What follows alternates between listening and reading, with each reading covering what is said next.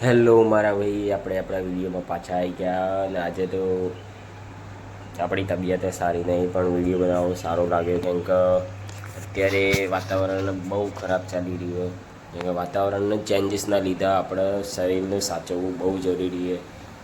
મારું કહેવું એટલું છે કે ભાઈ પોતપોતાની હેલ્થને સાચવજો. કેમ કે જ્યાર સુધી આપણી હેલ્થ શરીર કમ્પ્લીટ હશે ત્યાર સુધી તમે કંઈક કરી શકશો કામ વામ. બાકી જો તમારી હેલ્થ બરોબર નહીં હોય તો તમે કંઈ પણ નહીં કરી શકતો. એ વસ્તુ યાદ રાખજો કેમ કે અત્યારે આપણે ખુદ બીમાર છીએ.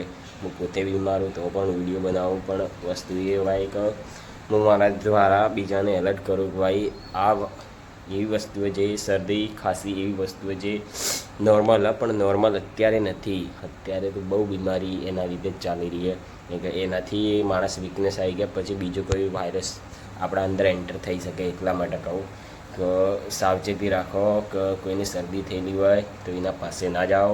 એનાથી દૂર જેટલું બને એટલું થોડું દૂર અને માસ્ક પહેરીને ફરો, એટલી મારી નમ્ર વિનંતી છે. બાકી તો તમારી લાઈફ તમારી મરજી, જેવી રીતના જીવવી ના જીવવી, પણ જ્યાર સુધી ભાઈ પોતાના જીવનમાં સારી લાઈફ હશે ને ત્યાર સુધી તમે કંઈક કરી શકશો. બાકી તો કંઈ નહીં બને, તમે દમ મારીને કામ પણ નહીં કરી શકતો. પોતાની લાઈફમાં કઈ રીતના જીવવું જાતે આવડવું જોઈએ. કે અત્યારે આપણે રૂમ ઉપર જઈએ, 3 દિવસ થઈ ગયા, 3 દિવસથી હું રૂમ ઉપર જ છું ભાઈ. કેમ કે તબિયત જ સારી નહીં. પહેલાં મને લાગે ખાલી નોર્મલ તાવ આવે છે, પણ એ તાવમાંથી જ બધું ઊભું થઈ ગયું. અત્યારે અવાજ પણ બદલાઈ ગયો. આ તો કાલે તો અવાજ કમ્પ્લીટ હતો, આજે અવાજ પણ બદલાઈ ગયો. ડૉક્ટરે બતાવી, ડૉક્ટર કહે કે નોર્મલ હે નોર્મલ. ભાઈ નોર્મલ હતો એમનું કહેવું એમ કે જેમ બને એમ માણસોથી ડિસ્ટન્સ રાખો. ઇન્ફેક્શન અડી શકે છે. અત્યારે બીમારીના બીજા વાયરસો નવા આવી રહેલા, તો એના લીધે તમે એના સંક્રમણમાં આવી શકો. એટલા માટે એમનું કહેવું એમ હતું કે જેમ બને એમ શરદી થયેલી છે તો શરીર આપણું વીક હોય, વીકનેસના લીધે કોઈ પણ વાયરસ આપણા શરીરના અંદર એન્ટર થઈ શકે. એટલા માટે એમને એમ કીધું કે તમે જેમ બને એમ માણસોથી ડિસ્ટન્સ રાખવું જરૂરી છે.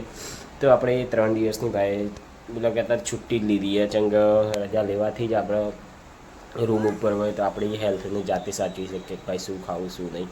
અત્યારે તો નોર્મલ ખોરાક ખાવું ભાઈ, પણ એક વસ્તુ યાદ રાખજો કે આ વસ્તુમાં કોઈ દાડો પડતા નહીં. જો બીમાર થયા તો બહુ ખરાબ.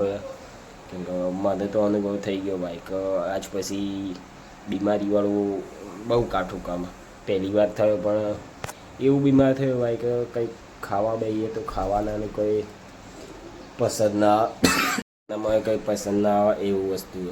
એટલા માટે તમે તમારી હેલ્થને ધ્યાન રાખો. જ્યાર સુધી પોતાનું શરીર કમ્પ્લીટ હશે ત્યાર સુધી તમે ગમે એ કરી શકશો. બાકી તો હરેરામ થઈ જાઓ તો જીવનમાં કંઈ કરી નહીં હોય એવું લાગશે. એના કરતાં શાંતિથી પોતાની હેલ્થ ઉપર ધ્યાન રાખવાનું. પૈસા કરીને વધારે ભાગવાનું નહીં. આપણે ભાગીએ પણ એટલા બધા પહેલાં પોતાનું શરીર સાચવવાનું ભાઈ. જ્યાર સુધી શરીર હશે ત્યાર સુધી પૈસા, ત્યારે જ તમે કમાઈ શકશો. તમે ભાગી તૂટી ગયા તો પછી પૈસા કમાઈને શું કરવાના ને? તમારે કમાવા જવાની જરૂર ના પડે, કારણ કે તમારે કોઈ લેવાનું હોય નહીં કામ માટે. એટલા માટે પોતાની લાઈફને સાચવીને કરો કામકાજ.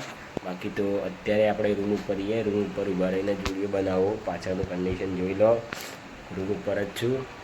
જે બંદાને કોઈ પ્રશ્ન હોય તો કમેન્ટ કરો. જે માણસ આપણને સપોર્ટ કરો એમના માટે ખૂબ ખૂબ આભાર ભાઈ. કેમ કે જે 4-5 માણસ આપણને જોવો ને ભાઈ તો પણ હું ખુશ થઈ જાઉં કે ના ભાઈ મને ખૂબ જોવો. એટલા માટે આપણે એને આભાર માનીએ. બાકી તો મળીએ છીએ તમને બીજા વિડીયોમાં.